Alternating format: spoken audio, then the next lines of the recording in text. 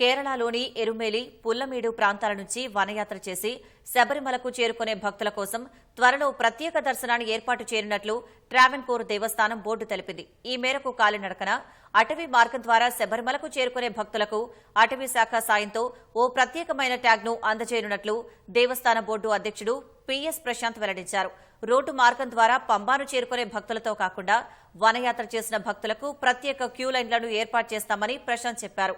ఈ విధానాన్ని త్వరలోనే అమలు చేస్తామని, వనయాత్ర చేసే భక్తులకు ట్యాగ్లు అందజేసే బాధ్యత అటవీ శాఖదేనని ఆయన తెలిపారు. అటు గతేడాదితో పోలిస్తే రెట్టింపు సంఖ్యలో భక్తులు అయ్యప్ప దర్శనానికి తరలివస్తున్నట్లు ప్రశాంత్ వెల్లడించారు.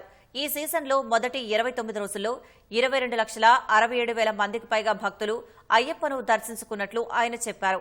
గతేడాది ఇదే సీజన్తో పోల్చితే 4,50,000 మంది ఎక్కువగా వచ్చినట్లు వివరించారు. అలాగే ఈ ఏడాది ఆదాయం కూడా 22 కోట్ల రూపాయలు పెరిగినట్లు చెప్పారు. ఈ ఏడాది ఇప్పటి వరకు 163,89,00,000 ఆదాయం వచ్చినట్లు ప్రశాంత్ వెల్లడించారు.